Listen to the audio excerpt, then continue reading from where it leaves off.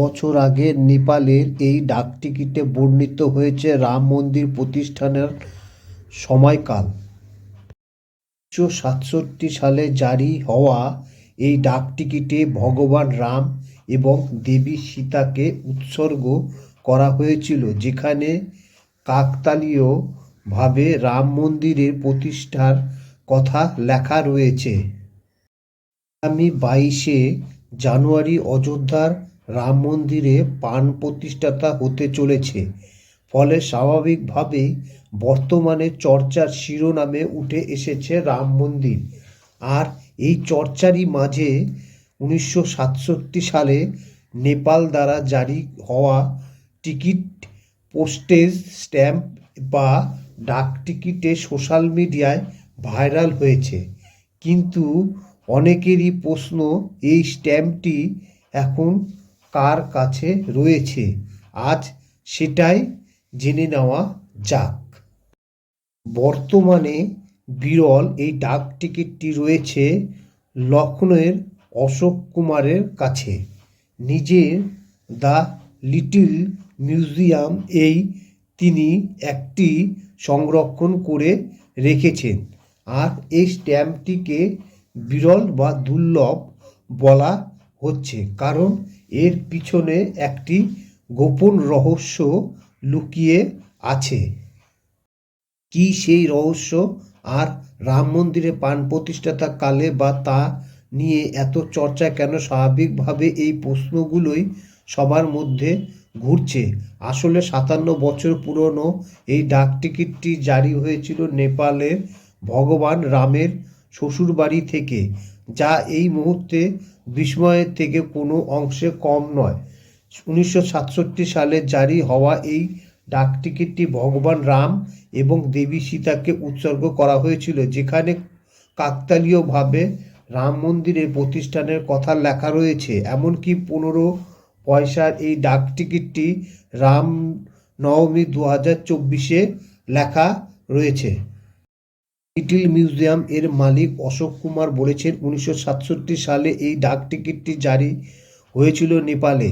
এখানে ভগবান রামকে দেখা যাচ্ছে তীর ধনুক হাতে, আর মা সীতাকে রয়েছেন ঠিক তার সামনে। 15 পয়সার এই ডাকটিকিটে লেখা রয়েছে, রামনবমী 2024 সালে 1967 সালে 18 এপ্রিল রামনবমী উপলক্ষে প্রকাশ করা হয়েছিল সেটি। অশোক কুমারের দাবি, কাছে থেকে তিনি এই ডাকটিকিটটি কিনেছেন।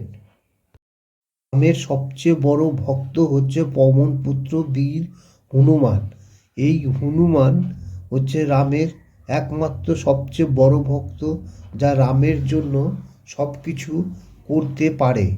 রাম আজ্ঞা দিলে তার সমস্ত কিছু পালন সে করতে সক্ষম। পবনপুত্র বীর হনুমান রামকে খুব ভালোবাসে এবং রাম পবনপুত্র বীর হনুমানকে খুব ভালোবাসে। তাদের এই ভালোবাসা চিরকাল এরকমই সুন্দর হয়ে থাকবে। রাম মন্দিরে রামের নতুন মূর্তি স্থাপন হয়েছে, সেটি আপনারা আমাদের এই ছবিতে দেখুন। নিখুঁতভাবে সেই ছবিটি তৈরি করেছে এবং তার মধ্যে কোনো রকম কোনো নাই এবং খুবই সুন্দর এই রামের মূর্তিটি তৈরি করেছেন। এই মূর্তি দেখার জন্য লোকের উপচে পড়বে ভিড়। আপনারা অবশ্যই এই মূর্তিটিকে আমার এই খবরের চ্যানেলে অবশ্যই দেখুন। রামলালার জন্য এলো 2100 কেজি ঘন্টা থেকে 100 ফুটের ধূপকাঠি। আরও কি কি উপহার হলো আপনারা জেনে নিন একবার। রামের মন্দির উদ্বোধনের আগে রামের জন্য এলো অনেক কিছু জিনিস, আর সময়ের অপেক্ষা কিছুক্ষণ পরেই শুরু হবে রাম মন্দির উদ্বোধন। দেশ বিদেশে নানা প্রান্তে থেকে রামলালার জন্মের উপহার আসতে শুরু করেছে। ইতিমধ্যে একাধিক উপহার পৌঁছাইছে অযোধ্যায়। আরও উপহার আসবে বাকি রয়েছে। কি কি রয়েছে উপহারের তালিকা? 22শে জানুয়ারি অযোধ্যার রাম মন্দির উদ্বোধন হবে। উদ্বোধনী অনুষ্ঠানে উপস্থিত থাকবেন প্রধানমন্ত্রী নরেন্দ্র মোদী। অপেক্ষার পহন গুনছেন দেশবাসী। 22শে জানুয়ারি সেই সন্ধিক্ষণ। ওই দিনেই সর্বসাধারণের জন্য খুলে যাবে অযোধ্যার রাম মন্দিরের দরজা। প্রধানমন্ত্রী নরেন্দ্র মোদী রাম মন্দির উদ্বোধন করবেন। দেশ বিদেশে নানা প্রান্তে থেকে ইতিমধ্যেই বহু মানুষ আসা শুরু হয়েছে। সঙ্গে আসছে বহু উপহার। সেই উপহারগুলি একবার শুনে নিন। 2100 কেজির ঘণ্টা, 100 ফুট লম্বা ধূপকাঠি, 11 কেজি ওজনের বিশাল প্রদীপ, সোনার স্ট্যান্ড, 10 ফুট উঁচু তালা ও চাবির মতো বিশেষ বিশেষ উপহার রয়েছে। উপহারের তালিকায় রয়েছে এমন একটি গাড়ি যা বিশ্বের 8টি দেশের সময় একসঙ্গে বলতে পারে। রাম মন্দির উদ্বোধনের সময় এই বিশেষ উপহারগুলি ব্যবহার করা হবে। দেশ বিদেশ নানা প্রান্তে থেকে উপহারগুলি পৌঁছাচ্ছে রাম জন্মভূমির অযোধ্যায়। শুধু দেশে নয়, বিদেশ থেকেও বহু রাম ভক্ত উপহার পাঠাচ্ছে রামলালার জন্য। নেপালের জনকপুরী সীতা দেবীর জন্মস্থান থেকে অযোধ্যায় পৌঁছেছে 3000-এর বেশি উপহার। চলতি সপ্তাহে জনকপুরী ধাম রাম জানকী মন্দির থেকে প্রায় 30টি গাড়ি করে রূপোর পাদুকা, গয়না, পোশাক পরিচ্ছদ এসে পৌঁছেছে। বহু ধরনের গয়না পোশাক রয়েছে উপহারের তালিকায়। শ্রীলঙ্কার অশোক বাটিকা থেকে অযোধ্যার জন্য উপহার এসে পৌঁছেছে। রামায়ণ অশোক বাটিকা বা অশোক বনের উল্লেখ রয়েছে। এই অশোক বনের আটকে রাখা হয়েছিল সীতা দেবীকে। মন্দিরের জন্য 108 ফুট লম্বা এবং 3.5 ফুট চওড়া একটি ধূপকাঠি তৈরি করা হয়েছে। গুজরাটের ভাদোদরায় তৈরি করা হয়েছে এই ধূপকাঠি। 22 জানুয়ারি রাম মন্দির উদ্বোধনের দিনই রামলালার উদ্দেশ্যে অর্পণ করা হবে এই ধূপকাঠি। প্রভু শ্রীরাম লালার প্রাণ প্রতিষ্ঠার জন্য 3610 কিলোগ্রাম ওজনের একটি ধূপকাঠিকে নিয়ে যাওয়া হবে গাড়ি করে। বিশাল আকৃতির ধূপকাঠি নির্মাণের শিল্পী হলেন গুজরাটের ভদোদরায় তালশালি এলাকার ভিয়া ভাই ভাউদা নামে এক ব্যক্তি।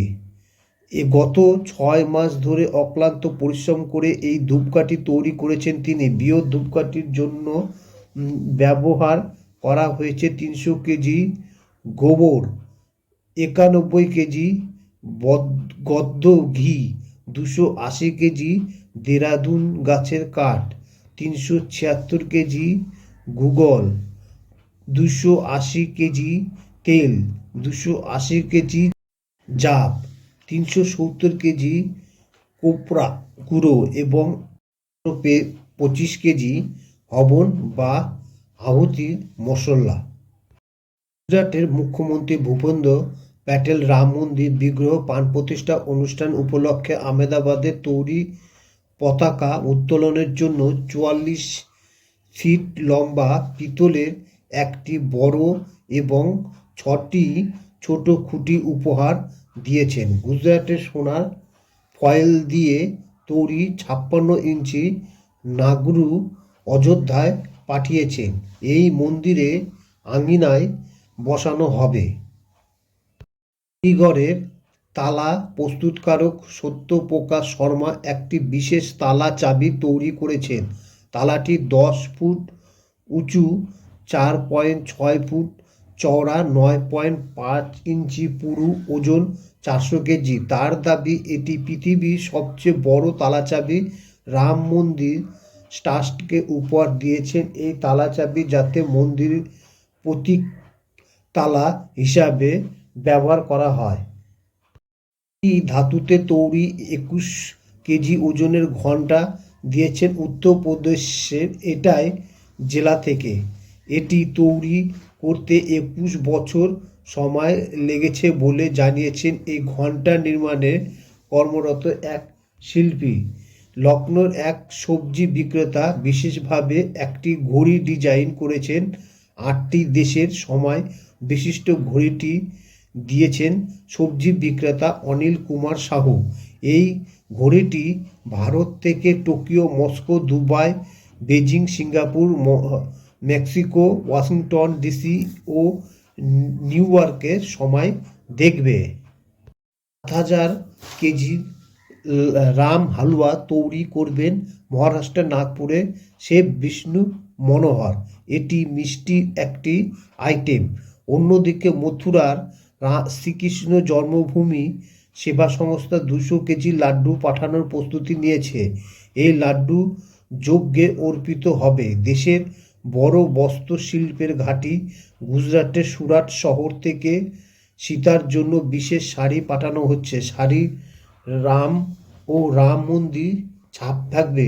সুরাটের এক হীরা ব্যবসায়ী রাম মন্দির আদলে ৫০০ আমেরিকান ডায়মন্ডস কেজি খানের রূপো দিয়ে একটি নেকলেস তৈরি করেছেন। সব মিলিয়ে উপহার ডালি সাজানো। ভগবান রামের মূর্তি সাজাতে চুড়ি থেকে শুরু করে ৫৬ রকমের পিঠে এবং ৫০০ কেজি লোহা তালা, নাগাদা এবং ওনা, ভিলু, ধনুকের মতো ঐতিহ্যবাহী জিনিস থেকে শুরু করে চাল, লাড্ডু এবং সবজির নৈবেদ্য হিসাবে বিভিন্ন ধরনের উপহার আসছে। অযোধ্যার রামলালার প্রাণ প্রতিষ্ঠা অনুষ্ঠানের জন্য সারা দেশ প্রস্তুত। কোথা থেকে কি করে আসছে জানুন। মন্দিরের উদ্বোধন ও রামলালার প্রাণ প্রতিষ্ঠান অনুষ্ঠানের জন্য ভগবান রামচন্দ্রের উপহারের তালিকা রয়েছে কনৌজের বিশেষ পারফিউম, অমরাবতী থেকে ৫০০ কেজি কুমকুম পাতা, দিল্লির একটি রাম মন্দিরে সংগ্রহ করা শস্য, ভোপালের ফুল এবং মধ্যপ্রদেশের ছিন্দওয়ারা থেকে 4.31 কেজি বার লেখা প্রভু রাম লেখা কাগজ। রাম মন্দির পরিচালনা কমিটি একটি ১০৮ ফুট ধূপকাঠি, ২১০০ কেজি ঘণ্টা, ১১ কেজি ওজনের একটি বিশাল প্রদীপ, সোনার পাদুকা, একটি ১০ ফুট উঁচু তালা ও চাবি এবং একই সঙ্গে ৮টি দেশের সময় দেখা যায় এমন একটি ঘড়ির মতো অন্যান্য উপহার পেয়েছে। নেপালের জনকপুরী সীতার জন্মভূমি থেকে ৩,০০০-এর বেশি উপহার এসেছে। এর মধ্যে রয়েছে জনকপুরী ধাম, রাম জানকী মন্দির ও ৩০টি গাড়ি এবং একটি কনভয় আনা হয়েছে রূপোর জুতো, অলংকার এবং কাপড়। শ্রীলঙ্কার একটি প্রতিনিধি দল রামায়ণে উল্লেখিত অশোক ভাটিকা বন থেকে বিশেষ উপহার নিয়ে এসেছে। মধ্যপ্রদেশে রাজস্থান ভোপাল একটি নার্সারি অযোধ্যায় ১০,০০০ ভেলিয়া ফুল পাঠানো যা মন্দির প্রাঙ্গণকে সাজাতে ব্যবহার করা যাবে। শুক্রবার মধ্যপ্রদেশে মুখ্যমন্ত্রী মোহন যাদব উজ্জয়নের মহাকাল মন্দির তৈরি করে ৫ লক্ষ লাড্ডু পাঠিয়েছে, যা নিয়ে ৫টি ট্রাক ইতিমধ্যে অযোধ্যার উদ্দেশ্যে রওনা দিয়েছে। প্রত্যেকটি লাড্ডুর ওজন প্রায় ৫০ গ্রাম এবং পুরো ট্রাকটি রয়েছে ২৫০ কুইন্টাল লাড্ডু। মথুরা শ্রীকৃষ্ণের জন্মভূমি সেবা সংস্থা নৈবেদ্য হিসাবে ২০০ কিলোগ্রাম লাড্ডু পাঠিয়েছে। তিব্বতী থেকে আসবে ১ লক্ষ লাড্ডু। বাদ থেকে ১০,০০০-এর বেশি চুড়ি শ্রীরাম জন্মভূমি তীর্থক্ষেত্র ট্রাস্টের কাছে হস্তান্তর করা হয়েছে। হিন্দু ও মুসলমান উভয় শ্রমিক কয়েক মাস ধরে পরিশ্রম করে এই চুড়ি ভগবান রাম, দেবী সীতা ও ভগবান হনুমানের ছবি রয়েছে। কনৌজের সুগন্ধ প্রস্তুতকারকরা বিশেষ পারফিউম এবং ঠান্ডা থেকে রক্ষা করার জন্য একটি আতর সামামা দিয়েছে। এটা শহরের বাসিন্দাদের কাছ থেকে ২,৪০০ কেজি ঘণ্টা দেওয়া হয়েছে। ছত্তিশগড় থেকে গত মাসে ৩০০ টন চাল ছাড়া সম্পত্তি ২টি সবজি বোঝাই ট্রাক পাঠানো হয়েছে। দিল্লির একটি রাম মন্দিরে চাল, গম এবং অন্য ধরনের শস্য সংগ্রহ করা হয়েছে অযোধ্যা রামলালার প্রাণ প্রতিষ্ঠাতা উপলক্ষে। বন্ধুরা, যদি রামলালার এই খবরটি আপনাদের মনকে স্পর্শ করে তাহলে অবশ্যই চ্যানেলটিকে সাবস্ক্রাইব করুন, লাইক করুন, কমেন্ট করুন এবং শেয়ার করুন।